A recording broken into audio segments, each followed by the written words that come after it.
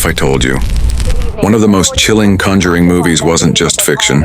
It was based on a real murder case that shocked America.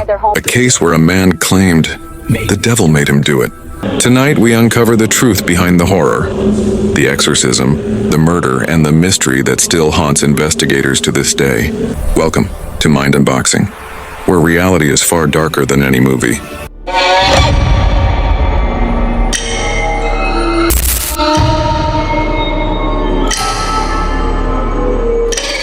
It all began in the summer of 1980, in a small town called Brookfield, Connecticut, the kind of place where nothing ever happens. 11-year-old David Glatzel started having strange nightmares.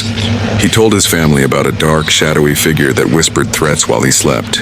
At first, they thought it was just bad dreams. But then things got worse. David woke up with deep scratches on his skin, bruises that appeared overnight. His voice began to change, sometimes sounding like several people speaking at once. He spoke in Latin, a language he never knew. The boy hissed at his own parents. He claimed the man in his dreams now followed him in daylight. Desperate and terrified, the Glatzel family turned to two people, Ed and Lorraine Warren, the famous paranormal investigators. The Warrens believed David was possessed by not one, but multiple demonic entities. Over the following weeks, priests joined them in performing a series of exorcism rituals. Witnesses claimed to have seen the boy levitate, snarl like an animal, and speak in deep inhuman tones. He would predict deaths and describe visions no child should ever see. Then came the moment that changed everything.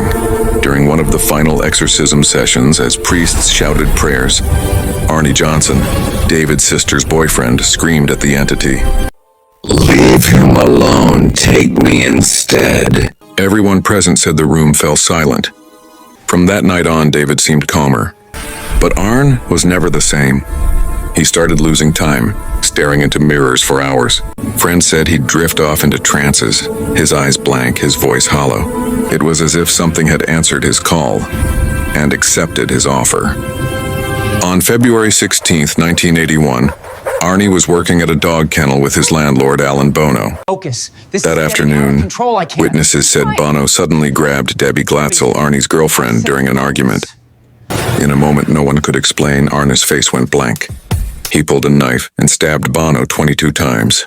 When police arrived, Arnie appeared dazed, confused. His eyes described as dark, empty, not human. When questioned, he muttered only 5 chilling words. The murder made national headlines. The Warrens publicly defended Arnie, claiming the killing was the result of demonic possession. His lawyer tried something unprecedented in American history, a legal defense of not guilty by reason of demonic possession.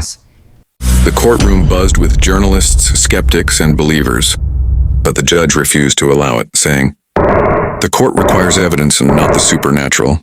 Still, the phrase, "the devil made me do it," spread like wildfire. Arnie was convicted of manslaughter, sentenced to 10 to 20 years, but served just 5 for good behavior. Even after prison, Arnie and Debbie stayed together. They married, and for decades insisted the possession was real. Lorraine Warren stood by them until her death, saying, "That boy was innocent, evil was real that day." The Glatzel family eventually distanced themselves. Some members claimed the Warrens exaggerated the story. Others refused to talk at all. But neighbors still whisper about strange things that happen near that house. Flickering lights, cold spots, shadows moving in mirrors. Whether it was demonic possession or madness, no one can say for sure. The Conjuring movies might dramatize these stories, but they all begin with someone's real nightmare. A family torn apart, a man's mind consumed, and a truth the world may never fully understand.